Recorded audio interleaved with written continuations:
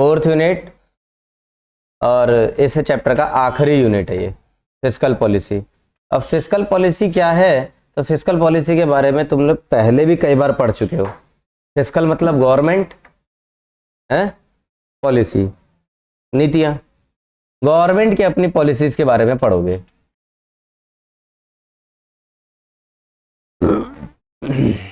इसको पीछे मनी में भी पढ़ा था ना, मनी मॉनेटरी वाले जब चैप्टर पढ़ाया था उसमें मॉनेटरी पॉलिसी और फिस्कल पॉलिसी आ गई थी, और तब भी ये बात बताया था कि इसे और डिटेल में पढ़ोगे। वही आ गया टाइम फिस्कल पॉलिसी पढ़ने का। चलो स्टार्ट करते हैं।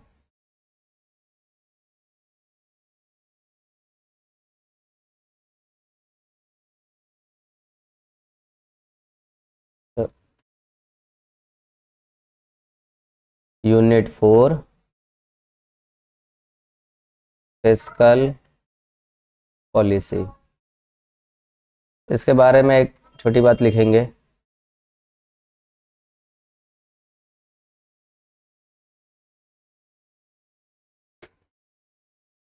इसको बजटरी पॉलिसी भी कह सकते हैं।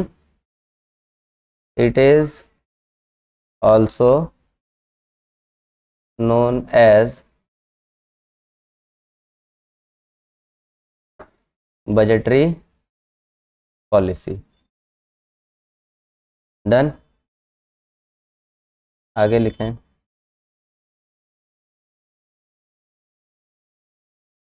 budgetary policy could be double O नहीं, एक ओ आएगा, BROADLY, broadly classified into public revenue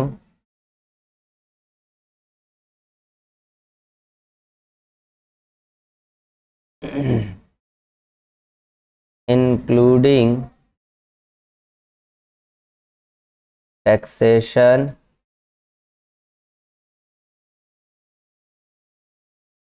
public expenditure,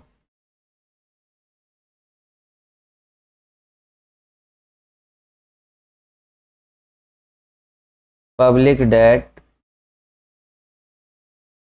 and finally deficit financing।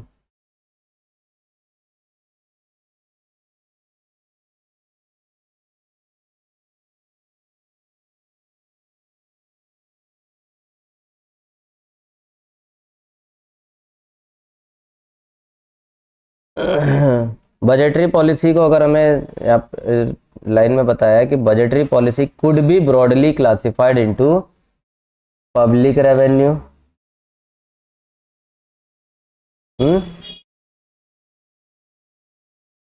जिसमें टैक्सेशन आ जाता है, पब्लिक रेवेन्यू पढ़ा ना पिछले यूनिट में, और पब्लिक एक्सपेंडिचर। तो बजटरी पॉलिसी का classification public revenue, public expenditure, public debt और चौथा क्या है, डेफिसिट फाइनेंसिंग। इन चार हिस्सों में हम बजटरी पॉलिसी यानी कि फिस्कल पॉलिसी को क्लासिफाई कर सकते हैं। Public revenue, public expenditure, public का मतलब गवर्नमेंट है ना, government revenue, government expenditure, government debt और डेफिसिट फाइनेंसिंग। फाइनेंसिंग मतलब उधार लेना। इन चार हिस्सों में बांटा जा सकता है।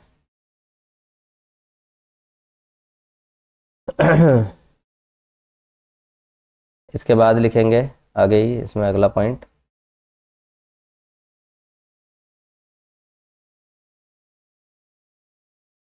Fiscal policy is the deliberate policy of the government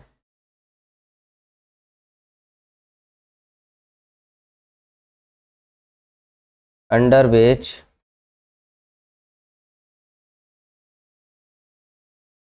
it uses the instruments of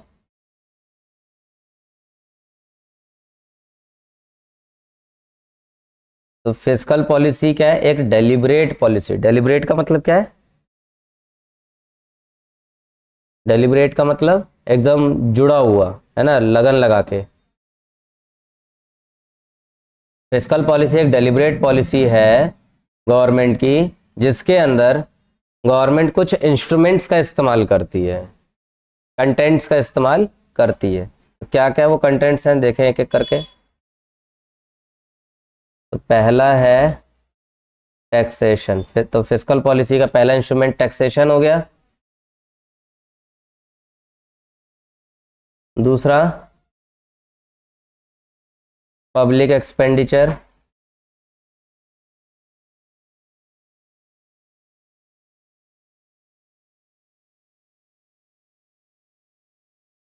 और तीसरा पब्लिक बोरोइंग्स।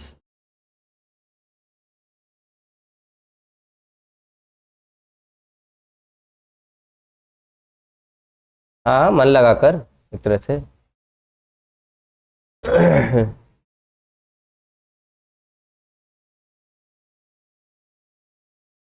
लो,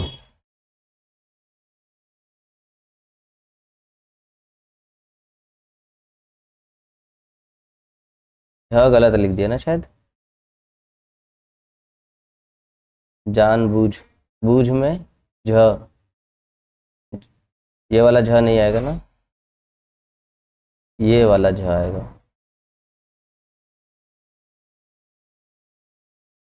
खैर, तो टैक्सेशन, पब्लिक एक्सपेंडिचर और पब्लिक बोरोइंग्स, ये वो हथियार है, इंस्ट्रूमेंट्स हैं, कंटेंट्स हैं जो एक फिस्कल पॉलिसी में सरकार रखती है। टैक्सेशन किस लिए रख रही है? ताकि सरकार का रेवेन्यू जनरेट हो, है, इसीलिए तो सरकार की रेवेन्यू बन रही है।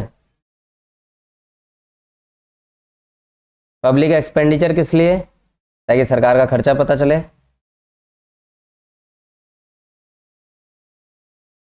कौन खा गया है?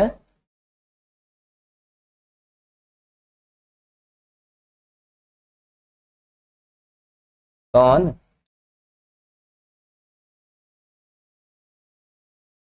कैसे?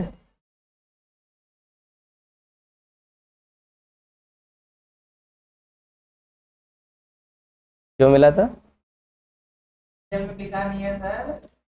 अच्छा अच्छा।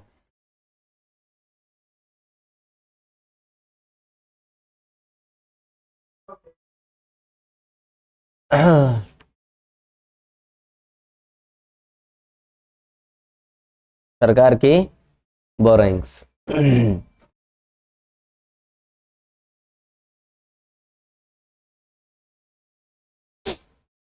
कोई किसी का पैसा खाता नहीं है, जो जिसके हक का है वो उसको मिल जाता है।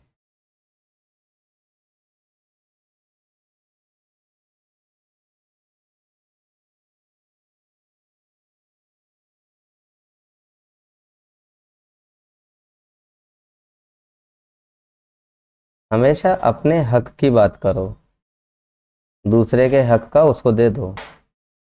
सरकार अपने हक की बात करती है बस, और जो सरकार के हक का मारता है पैसा, सरकार उसको दबोच लेती है। Fiscal policy is in the nature of, ये इंपॉर्टेंट वर्ड है एमसीक्यू के लिए, demand side policy. Fiscal policy demand side policy के नेचर का है। डिमांड साइड का मतलब क्या है? अच्छा, डिमांड जब हम पढ़ते हैं तो किसका नजरिया देखते हैं, सेलर का या बायर का? बायर का नजरिया देखते हैं। तो डिमांड साइड पॉलिसी का मतलब क्या है, बायर के नजरिए से देखा जा रहा है और तब जाके पॉलिसी बनाई जा रही है। तो फिस्कल पॉलिसी बायर के नजरिए से पॉलिसी बनाई जा रही है, यानी कि बायर खरीदने वाला।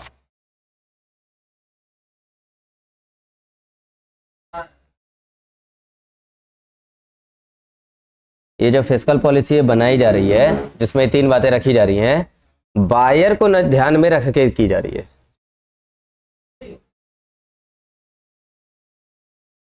क्लियर?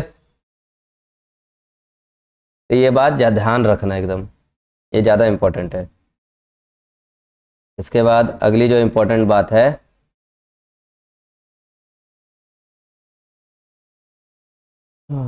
देखो, an economy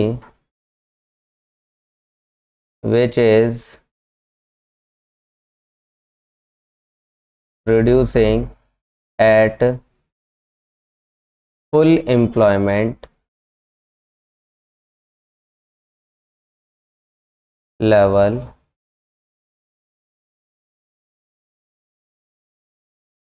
does not require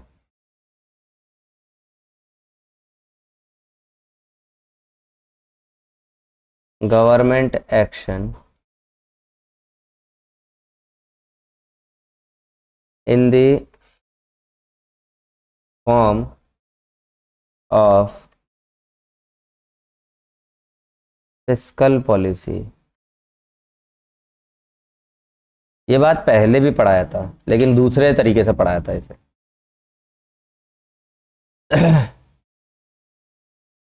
क्या है इसमें, एक ऐसी इकोनॉमी जिसमें फुल एम्प्लॉयमेंट हो चुका है।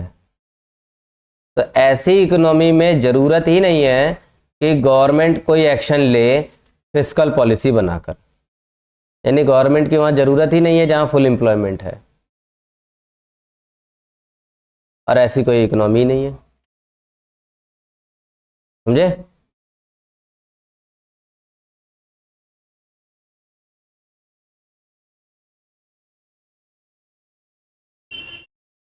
तो ये हो गया छोटा मोटा जो फिस्कल पॉलिसी के बारे में बताना था। अब इसके ऑब्जेक्टिव्स की बात करेंगे।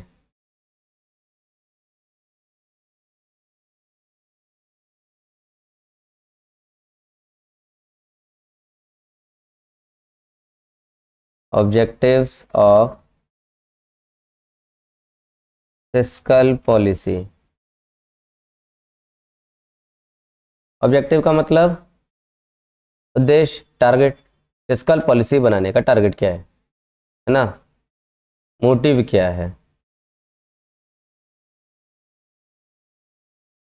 तो लिखेंगे, पहला है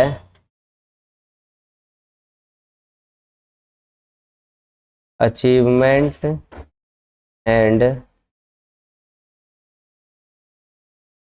मेंटेनेंस। PEN, क्या होगी स्पेलिंग मेंटेनेंस की? PENANC, maintenance of full employment. ये बात तो ऐसी समझ में आ गया होगा। फुल एम्प्लॉयमेंट अचीव करें, हो गया तो मेंटेन करके रखें। अगला, maintenance of price stability. Price stability का मतलब क्या है, प्राइस बहुत ज़्यादा कम भी ना हो, बहुत ज़्यादा ज़्यादा भी ना हो जाए। कम हो जाएगा तो मंदी आ जाएगी, डिफ्लेशन। ज़्यादा हो जाएगा तो इन्फ्लेशन ज़्यादा आ जाएगा, और इसी को मेंटेन करते रहना है। Then acceleration of the rate of economic development.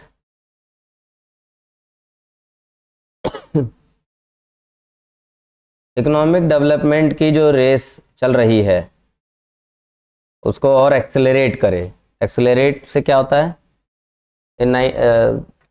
Science का वर्ड है ना ये, एक्सेलरेशन, मतलब स्पीड को और ज़्यादा ज़्यादा बढ़ा देना, या फिर अगर एक्सेलरेशन डाउन कर रहे हैं तो स्पीड को कम कर देना।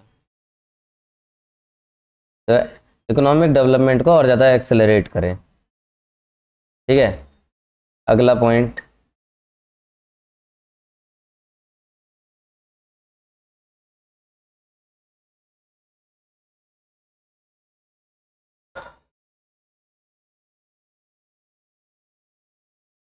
इसको हाईलाइट कर लेना।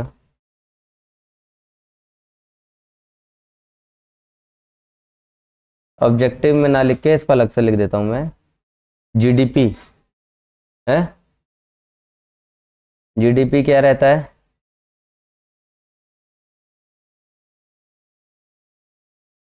जीडीपी, अगर जीडीपी कैलकुलेट करना हो विद द एक्सपेंडिचर मेथड, खर्चों के हिसाब से, तो सबके खर्चे लेने पड़ेंगे ना, कंज्यूमर का है और प्रोड्यूसर्स का, गवर्नमेंट का, एक्सपोर्ट इंपोर्ट का, एक्स माइनस एम। ऐसा कहीं एक फॉर्मूला भी था, किसका फॉर्मूला था ये, फोर सेक्टर में, उस टॉपिक का नाम क्या है, भूल गए, एडी, एडी इन फोर सेक्टर। इससे क्या पता चल रहा है, जीडीपी और एडी बराबर ही है। खैर, अब इसमें हम लोग क्या देख रहे हैं, सबके बारे में तो ठीक है, कोई दिक्कत नहीं है। जैसे ये है सी, कंजम्पशन, ये हाउस होल्ड का खर्चा है। आई, ये प्रोड्यूसर का इन्वेस्टमेंट है, प्रोड्यूसर्स इन्वेस्टमेंट, इसमें तो कोई दो राय नहीं।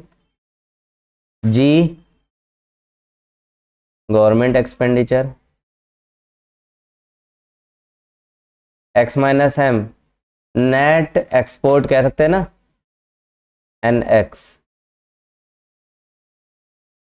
AD aggregate demand. तो हम यहाँ पर पूरा जो है पढ़ रहे हैं, तो किसके बारे में पढ़ रहे हैं, हम यहाँ पढ़ रहे हैं गवर्नमेंट एक्सपेंडिचर्स के बारे में। ठीक है,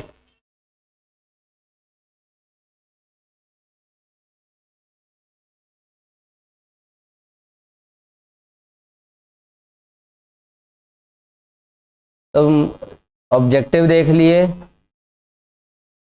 और हमने यहाँ पर ये भी देखा है, बस ऐसे पॉइंट सही है कि जीडीपी जब हम बात कर रहे हैं तो जीडीपी में भी गवर्नमेंट एक्सपेंडिचर का रोल है। तो गवर्नमेंट अपने इन एक्सपेंडिचर की वजह से जीडीपी को बढ़ा और घटा सकती है। ठीक है, आगे बढ़ते हैं। नेक्स्ट टॉपिक का हेडिंग है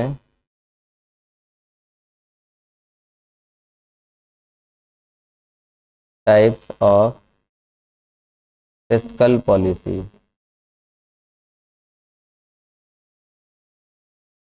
इसके बारे में भी पहले ही पढ़ चुके हैं मॉनेटरी वाले चैप्टर में।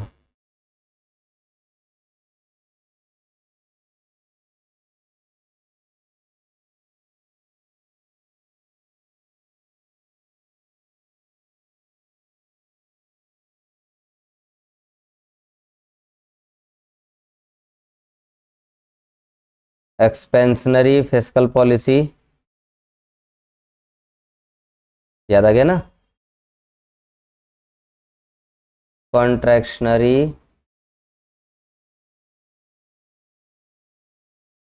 Fiscal policy. एक्सपेंशनरी का मतलब क्या, एक्सपेंशन करना, बढ़ाना, क्या बढ़ाया जाएगा,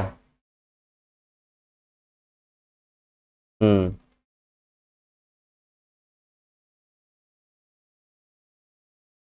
खर्चा।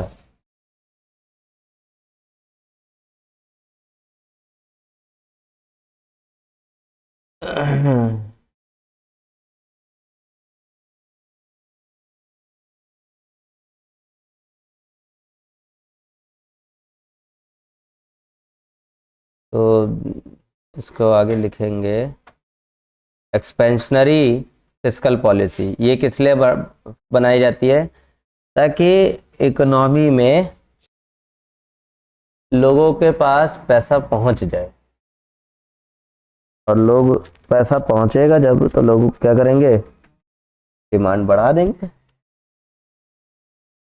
तो लिखो, इट इज अ पॉलिसी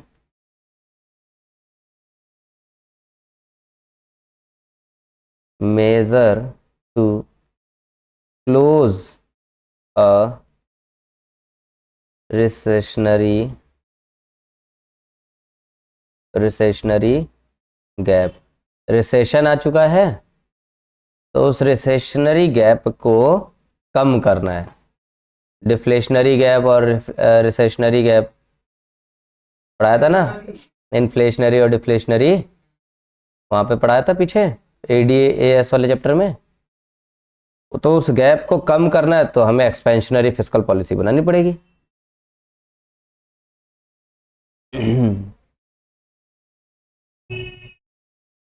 ठीक है, तो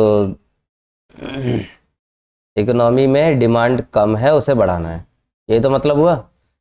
तो एक ऐसे ही लिख लो, इकोनॉमी में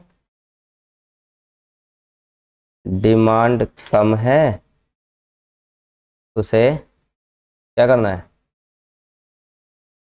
बढ़ाना है।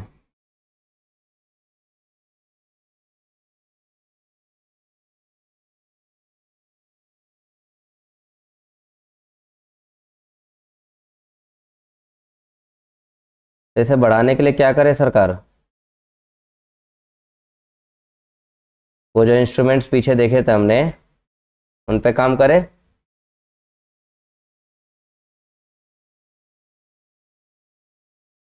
पहला पॉइंट लिख लो,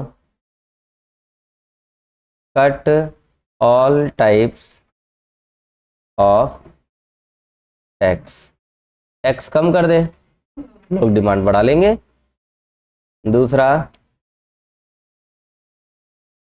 इंक्रीज इन पब्लिक एक्सपेंडिचर।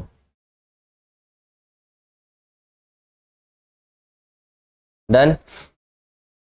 तीसरी बात, while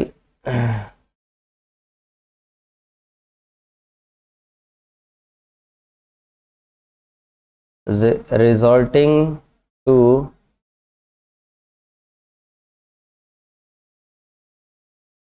expansionary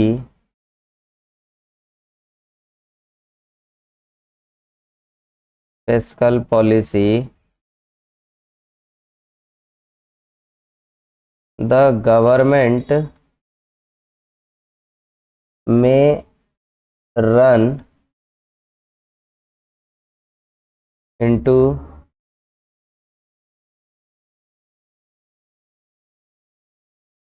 budget deficit.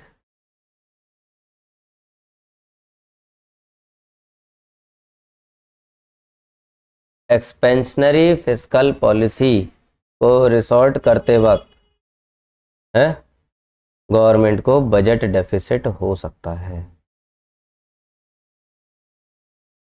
Budget deficit का मतलब क्या है, एक्सपेंडिचर्स ज़्यादा हो जाए, टोटल एक्सपेंडिचर ज़्यादा, टोटल रिसीट्स कम। समझे ना मेरी बात। तो ये कुछ धक्का देने वाली बात आ गई। सरकार रिसेशनरी गैप को कम कर रहा है, डिफ्लेशनरी गैप को कम करने में लगी पड़ी है।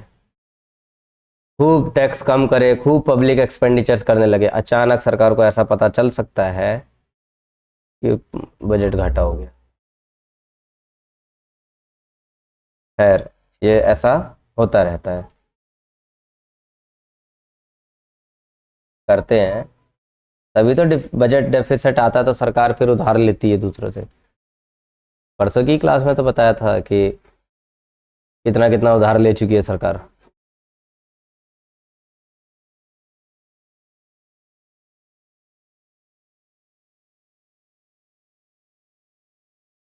आगे लिखें, कॉन्ट्रैक्शनरी फिस्कल पॉलिसी में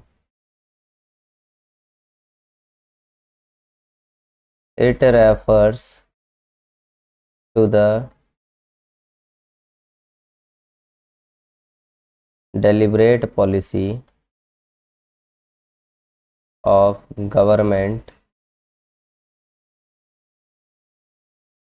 applied to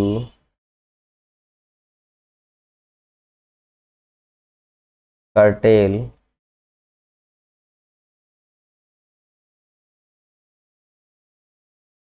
aggregate demand and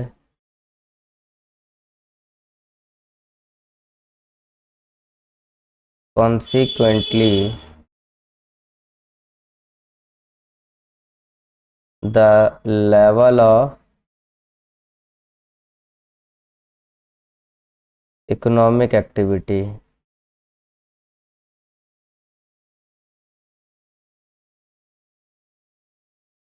In other words,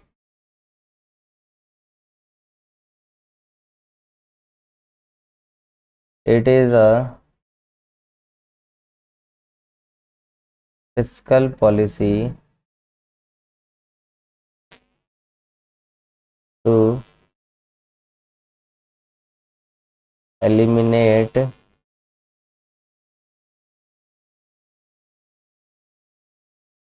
inflationary gap। इतनी पूरी कहानी लिखने का केवल यही एक मोटिव है कि एक ऐसी पॉलिसी है जो इन्फ्लेशनरी गैप को रिड्यूस करता है। कुल मिला के बात क्या है यहाँ, it refers to the deliberate policy of government, है ना, applied to curtail aggregate demand and consequently the level of economic activities. Aggregate demand को कर्टेल करे, कंट्रोल करे, जिस वजह से उसका कॉन्सिक्वेंटली क्या असर पड़ेगा, लेवल ऑफ इकोनॉमिक एक्टिविटी पे उसका असर पड़ता चला जाएगा। ठीक है, कर्टेल करने का मतलब बांधे, एग्रीगेट डिमांड को बांधा जाए। कोई प्रॉब्लम तो नहीं? कैसे किया जाएगा ये काम? फिर वही हथियार सब इस्तेमाल किए जाएंगे।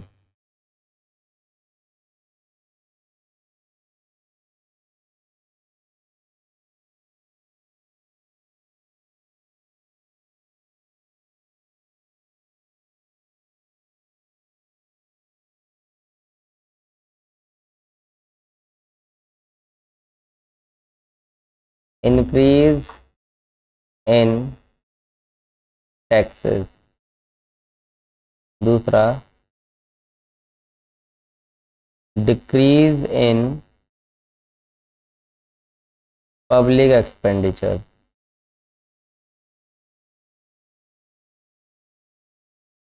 ठीक, और तीसरी बात क्या है इसमें, कॉन्ट्रैक्शनरी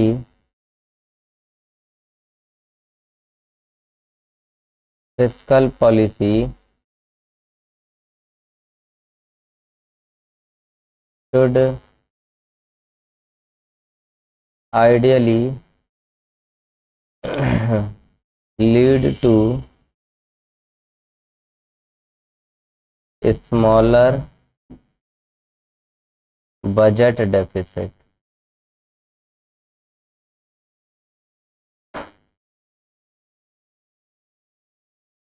क्या बात समझ में आई? यहाँ तो हमने देखा था कि अगर खर्चे बढ़ा दिए जा रहे हैं, पब्लिक के खर्चे बढ़ा रहे हैं, टैक्स कम कर रहे हैं, तो इस वजह से सरकार का जो बजट डेफिसिट है वो बढ़ता जा रहा है। और यहाँ पर क्या देख रहे हैं कि अगर सरकार अपने खर्चे कम कर दे, टैक्स बढ़ा दे, तो इस वजह से जो हमारा बजट डेफिसिट है वो स्मॉलर हो जाएगा, कम हो जाएगा। तो हालात कुछ ऐसे है ना कि ठंड का मौसम है, रजाई ओढ़ रही है, ओढ़ रखा है तुमने, कंबल ओढ़ रखा है, कुछ भी ओढ़ रखा है, तुम्हारी हाइट कुछ ज़्यादा लंबी हो गई है, सिर ढक रहे हो तो पैर निकल जा रहा है, पैर ढक रहे हो तो सिर निकल जा रहा है ना। वही हाल यहाँ पर है। कड़ाके की ठंड में पैर निकल जाए तो क्या हाल हो जाता है। फिर तो 6 फुट वाला भी ना 3 फुट में सिकुड़ के सोता है। कहीं तो एक छोटा सा हीटर आता है, उसे कंबल के अंदर, रजाई के अंदर रख के सोते हैं चालू करके।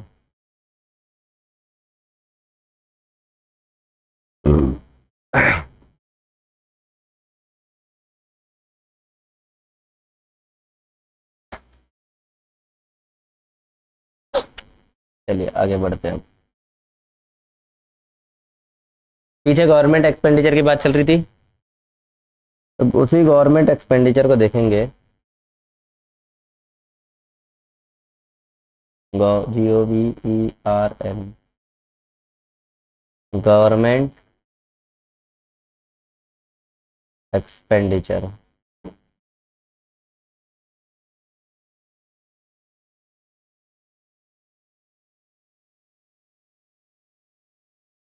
क्या क्या आ जाएगा इसमें?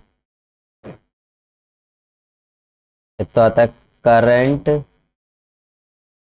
Current expenditure. ठीक है, करंट एक्सपेंडिचर किस लिए? Meet day to day running of the government. तो गवर्नमेंट एक्सपेंडिचर में पहला एक्सपेंडिचर है करंट एक्सपेंडिचर, जो कि सरकार को रोजमर्रा के अपने खर्चे कवर करने के लिए देखने पड़ते हैं। दूसरा कोई खर्चा, इसे हम कहते हैं कैपिटल एक्सपेंडिचर। कैपिटल एक्सपेंडिचर क्या होता है? इन फॉर्म ऑफ इन्वेस्टमेंट, है ना।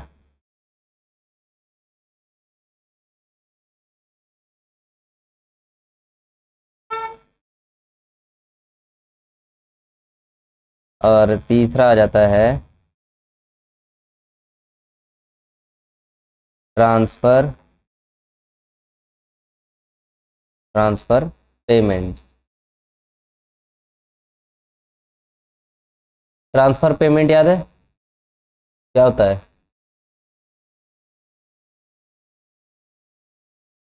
हाँ, एक से दूसरे को ट्रांसफर करते हैं। जैसे पापा तो कमा के लेकर आए, फिर तुम्हारे पास ट्रांसफर कर दिए 10,000 रुपये। तुमने कमाया वो नहीं ना, वो तो ट्रांसफर हुआ पापा से, तुम्हारे पास ट्रांसफर होके आ गया। गिफ्ट वगैरह दे देना है। मान लो कोई आए, फाउंडेशन क्लियर हो गया, आए और मुझे एक फॉर्चुनर दे दे, वो ट्रांसफर इनकम है।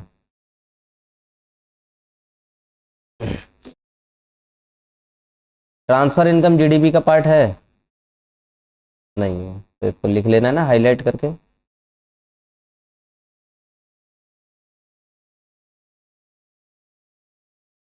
which do not contribute to GDP।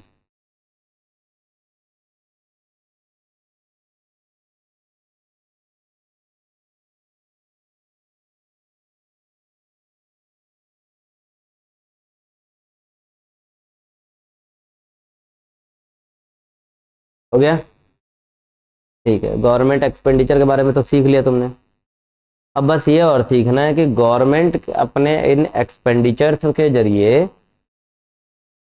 किस तरह इन्फ्लेशन और डिफ्लेशन को कंट्रोल करता है। कुछ याद आ रहा है? फ्लैशबैक। एक्सपेंडिचर्स जिसके जरिए किस तरीके से इन्फ्लेशन और डिफ्लेशन को कंट्रोल किया जाता है।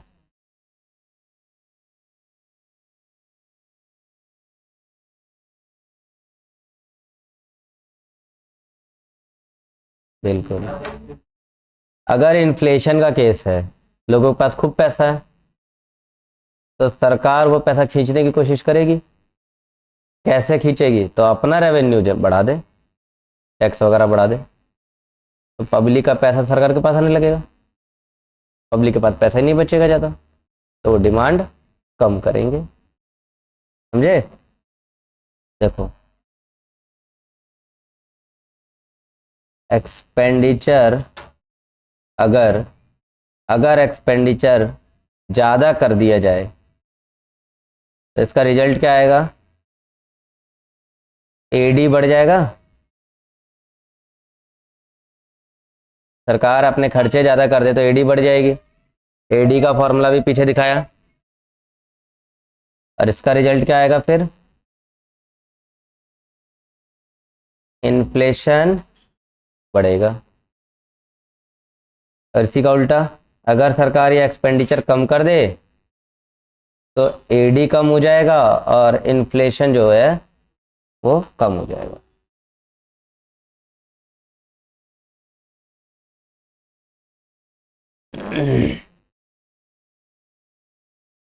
अच्छा, तो ये जो गवर्नमेंट के इंस्ट्रूमेंट्स हैं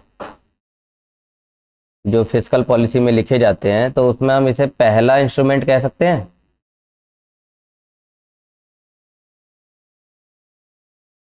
गवर्नमेंट का फिस्कल पॉलिसी का पहला इंस्ट्रूमेंट, जिसके जरिए सरकार इन्फ्लेशन और डिफ्लेशन पे कंट्रोल बांधती है। बढ़े आगे। दूसरा इंस्ट्रूमेंट कौन है? टैक्स।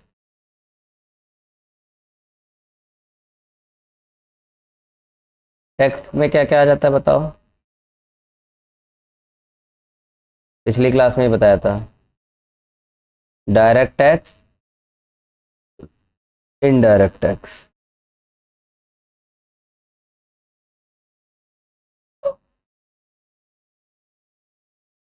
सरकार तो दोनों पे ही काम करती है।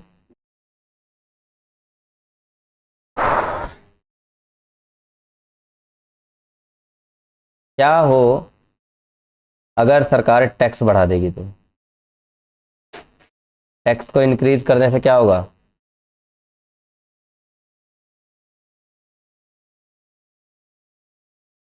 टैक्स बढ़ा देने से लोगों के पास पैसे कम हो जाएंगे, इनकम कम हो जाएगी। तो इनकम जैसे जितना भी सरकार पब्लिक ने जितना इनकम कमाया, 1,000 रुपये कमाया, सरकार ने टैक्स बढ़ा दिया। जैसे पहले था टैक्स 10%, तो 100 रुपये देना पड़ता था टैक्स। 1,000 में 100 रुपये दे के क्या बचता था? 900। ठीक है, ये जो 900 रुपये है इसे कहा जाता है disposable income. Disposable income national income में पढ़ाया था ना। अब सरकार ने यही 10% ना करके 20% कर दिया, यानी कि डिस्पोजेबल इनकम जो है 800 हो गई, कम हो गया ना। तो हम यह कहेंगे कि टैक्स बढ़ाने से डिस्पोजेबल इनकम पब्लिक की कम हो जाएगी। तो पब्लिक इस वजह से डिमांड को कम कर देंगे, जिस वजह से क्या आ जाएगा? इन्फ्लेशन कम हो जाएगा। हेलो।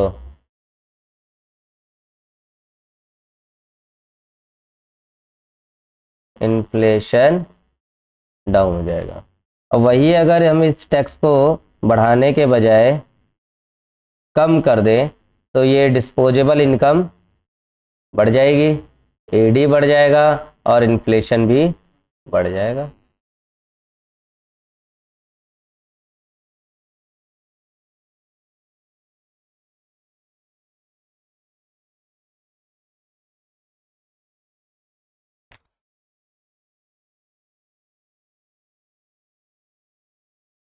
ये तो बहुत पुरानी बातें थी। अगले टॉपिक पे आते हैं। तीसरा इंस्ट्रूमेंट, पब्लिक डेट।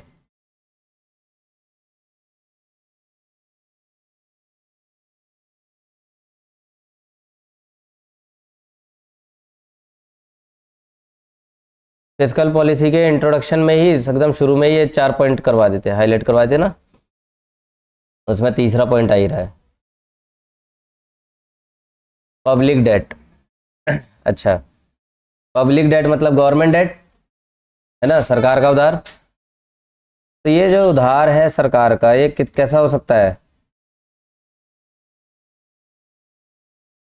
दो तरह का उधार पिछली क्लास में बताया था, इंटरनल और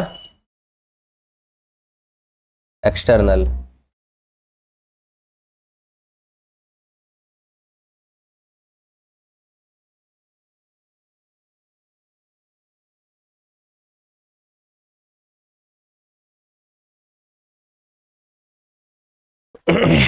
इंटरनल, एक्सटर्नल।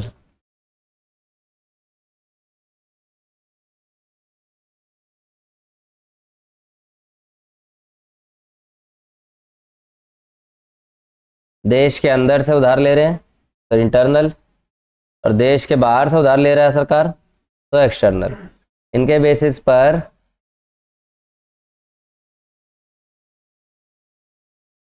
बेसिस पर फॉर्म्स ऑफ पब्लिक डेट देखेंगे, फॉर्म्स ऑफ पब्लिक डेट। तो एक है जिसे हम कहते हैं मार्केट लोन,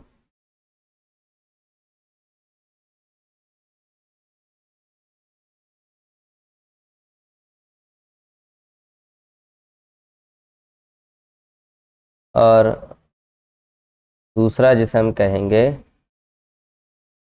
स्मॉल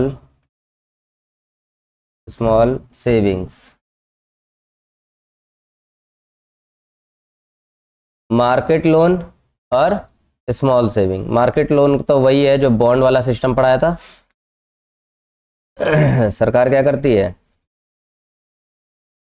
पब्लिक के बीच में, पब्लिक को जाके बोलती है कि भाई मुझे पैसे दे दो, बदले में तुम्हें एक सर्टिफिकेट दे दूंगा मैं, और उस सर्टिफिकेट के तहत तुम्हें ब्याज अच्छा खासा दूंगा, है ना। तो एक तरफ बताया था ये मैंने पिछली क्लास में, गवर्नमेंट है, और दूसरी तरफ तमाम सारी कौन है, पब्लिक है। तो पब्लिक सरकार को क्या कहेगी कि लो लोन ले लो हमसे। सरकार क्या कहेगी पब्लिक से, कि ये लो एक सर्टिफिकेट दे रहा हूँ पूरा, जिस पे लिख रहा हूँ कि तुमने क्या उधार दिया है और मैं तुम्हें क्या ब्याज दूंगा। ठीक है, this is what called bond.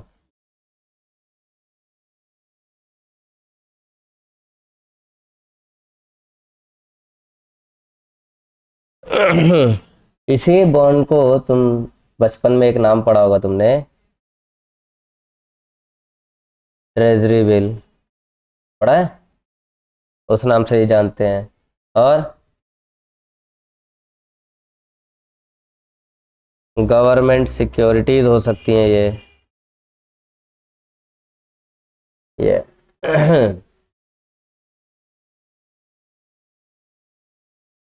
और तीसरी जो इम्पोर्टेंट है, अब तो तुम पढ़ चुके हो तो तुम्हें पता चल जाएगा। जो तीसरी बात है वो ये है कि ये नेगोशिएबल है। क्या है,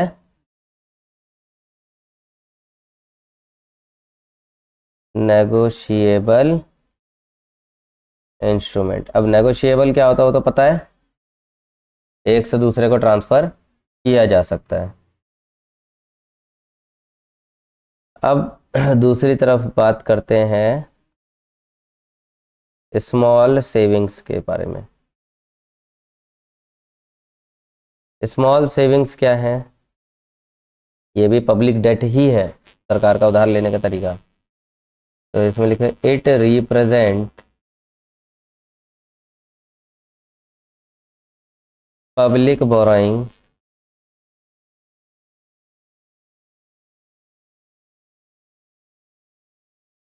which are not negotiable। Not negotiable and are not traded.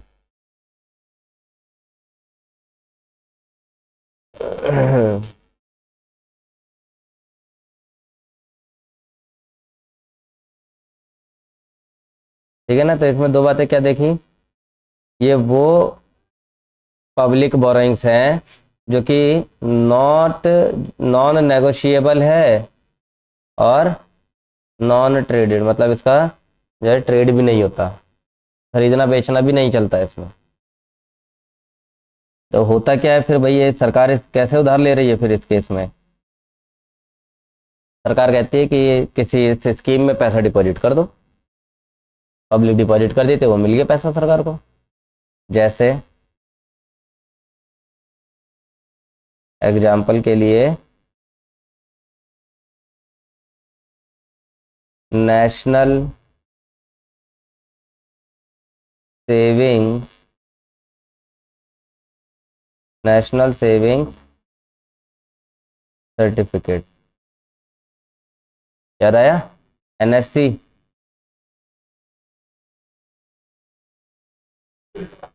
Money में पढ़ाया था ना।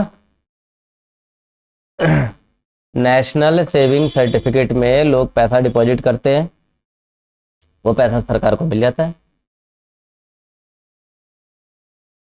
और नेशनल डेवलपमेंट सर्टिफिकेट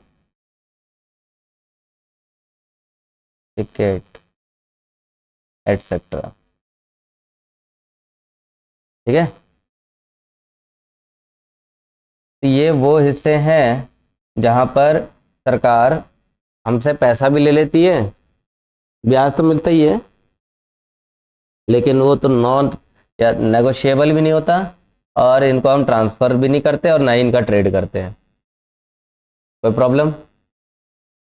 हाँ, इसमें हमने देखा मार्केट लोन में कि ये तो नेगोशिएबल इंस्ट्रूमेंट भी है, और क्या है ये, ट्रेडेड, और लिख दो ट्रेडेबल।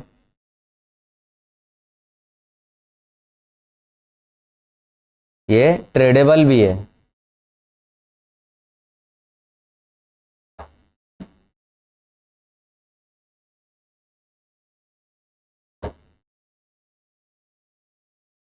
तो पब्लिक डेट कितने तरह के हैं? दो तरह के हैं, मार्केट लोन और स्मॉल सेविंग्स।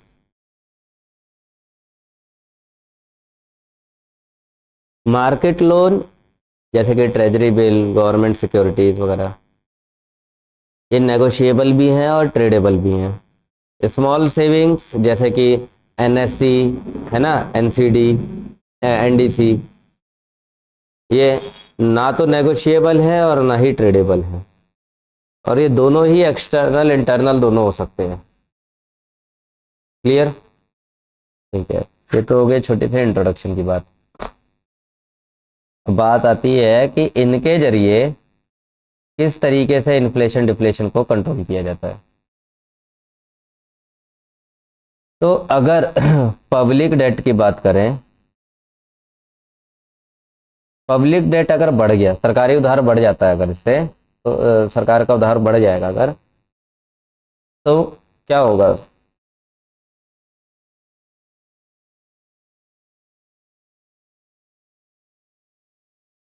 हम्म, तो इसकी वजह से एग्रीगेट डिमांड कम हो जाएगा, और एग्रीगेट डिमांड के कम होने से इन्फ्लेशन डाउन हो जाएगा। और बिल्कुल इसका उल्टा, वही पब्लिक डेट अगर कम हो जाए तो फिर एग्रीगेट डिमांड बढ़ेगी और इन्फ्लेशन भी बढ़ जाएगा।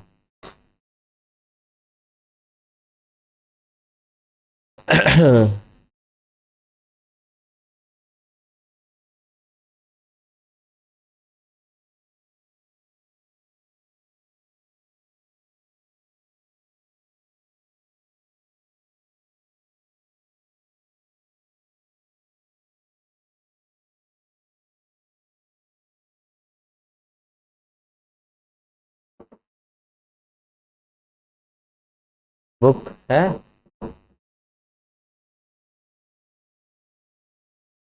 अब इसके बाद देखें जरा क्या क्या रह जाता है।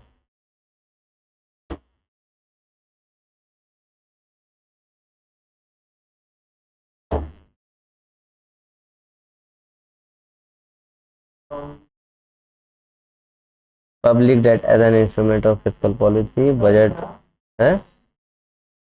हाँ, तो budget as an instrument of fiscal policy, fiscal policy for long run economic growth.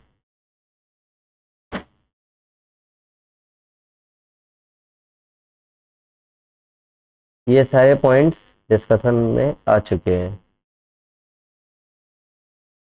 अब ये सब देखना है, limitation of fiscal policy, crowding out और कंक्लूजन। कंक्लूजन